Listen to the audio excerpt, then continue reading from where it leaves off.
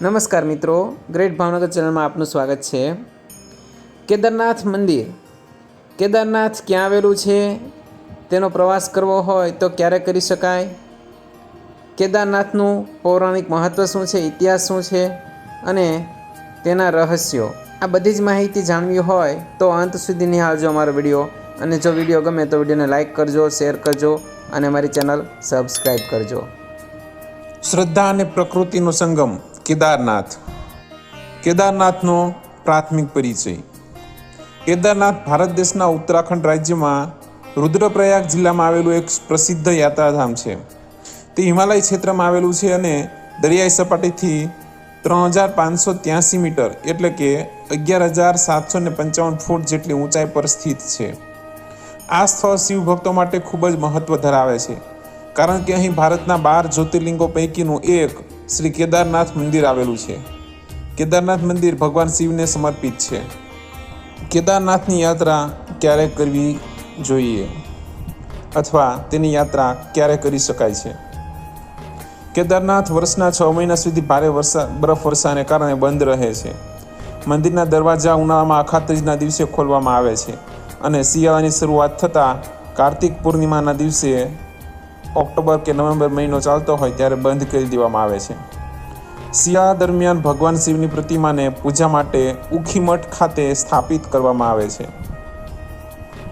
કેદારનાથ કેવી રીતે પહોંચવું? કેદારનાથ પહોંચવા માટે સીધો સડક માર્ગ ઉપલબ્ધ નથી।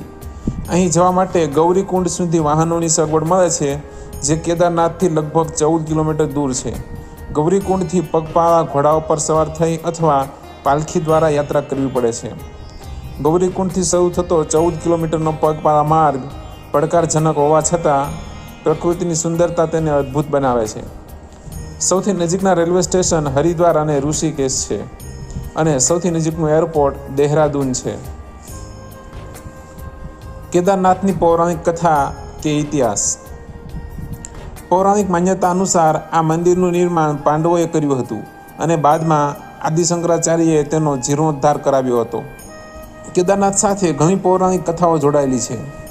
એક પ્રચલિત કથા અનુસાર મહાભારતના યુદ્ધ બાદ પાંડવો ભાઈઓની હત્યાના પાપથી મુક્તિ મેળવવા ભગવાન શિવના દર્શન કરવા આવ્યા હતા। ભગવાન શિવ પાંડવોથી ગુસ્સે હતા અને તેમણે બળદનું રૂપ ધારણ કરી લીધું। પાંડવોમાંથી ભીમે તે બળદને ઓળખી કાઢ્યો અને તેનો પીછો કર્યો। શિવરૂપી બળદ જમીનમાં અંતર્ધ્યાન થવા લાગ્યો ત્યારે ભીમે તેની પીઠનો ભાગ પકડી લીધો। તે જ પીઠના ભાગની પૂજા કેદારનાથમાં થાય છે।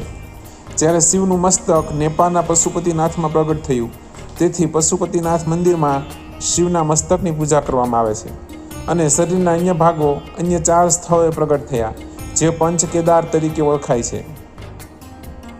કેદારનાથ સિવાય પંચ કેદારના અન્ય મંદિરોમાં તુંગનાથમાં હાથ, રુદ્રનાથમાં ચહેરો, મધ્યમહેશ્વરમાં નાભી અને કલ્પેશ્વરમાં ભગવાન શિવના વાળના દર્શન થાય છે।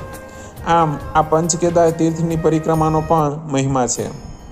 એક કથા મુજબ ભગવાન વિષ્ણુ આ જગ્યા પર ભગવાન શિવની તપસ્યા કરી રહ્યા હતા। તેમની તપસ્યાથી પ્રસન્ન થઈ શિવજી પ્રગટ થયા। એ પછી શિવજીએ પોતાના એક રૂપને હંમેશા આ જગ્યા પર જ્યોતિર્લિંગના રૂપમાં નિવાસ કરવા આશીર્વાદ આપ્યા। તેથી કેદારનાથનું સ્થાન 12 જ્યોતિર્લિંગમાં ગણાય છે। ધાર્મિક સિવાયની વિશેષતા।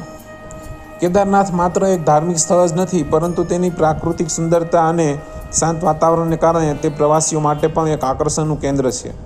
પથ્થરોનું બનેલું આ મંદિર સુંદર કોતરણી યુક્ત છે। તેમાં દેવદારના લાકડાનો સુંદર ઉપયોગ થયો છે। અહીં 5 નદીઓનો સંગમ છે: મંદાકિની, મધુગંગા, ક્ષીરગંગા, સરસ્વતી અને સ્વર્ણગૌરી। હિમાલયના વિશાળ અને સુંદર પહાડો, બરફથી ઢંકાયેલા શિખરો, વાદળોથી ઘેરાયેલું આકાશ, ઊંચા પહાડોની વચ્ચે જ્યાં બરફના શિખરો આકાશને સ્પર્શે છે, એવા સુંદર દ્રશ્યો અહીં પ્રવાસીઓને આકર્ષે છે। આ એ ભૂમિ છે જ્યાં શ્રદ્ધા અને પ્રકૃતિનું અનોખું મિલન થાય છે। અહીં દરેક પગલું એક યાત્રા છે અને દરેક ક્ષણ ભગવાન શિવની હાજરીનો અનુભવ કરાવે છે। કેદારનાથની યાત્રા માત્ર એક સ્થળની મુલાકાત નથી, તે આત્માની યાત્રા છે। અહીં આવનાર દરેક વ્યક્તિ શ્રદ્ધા, શાંતિ અને દિવ્ય અનુભવ લઈને પાછો ફરે છે। ચમત્કારિક રહસ્યો। કેદારનાથ મંદિરની ઉત્પત્તિનું રહસ્ય આજે પણ અકબંધ છે। દ્વાપર યુગમાં નિર્માણ થયું એ પછી આ મંદિર 4000 વર્ષ બરફથી ઢંકાયેલું રહ્યું હતું, એમ મનાય છે. કેદારનાથ મંદિરમાં અખંડ જ્યોત પ્રજ્વલિત રહે છે એવી માન્યતા છે.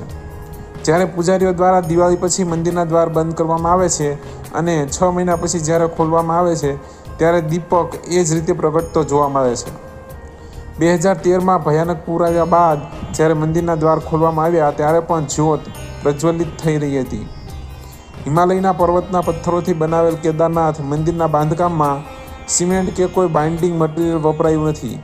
છતાં સદીઓ જૂનું આ મંદિર અનેક કુદરતી આફતો પછી પણ અડીખમ ઊભું છે. 2013માં ઉત્તરાખંડમાં વિનાશક પૂર આવેલું, પરંતુ લોકવાયકા મુજબ ભીમશિલા નામનો ચમત્કારિક પથ્થર પૂરના પાણીને ફંટાવીને મંદિરનું રક્ષણ કરી રહ્યો હતો. કેદારનાથ મંદિરની પાછળ આદિ શંકરાચાર્યની સમાધિ હોવાનું પણ મનાય છે. જય કેદારનાથ મહાદેવ.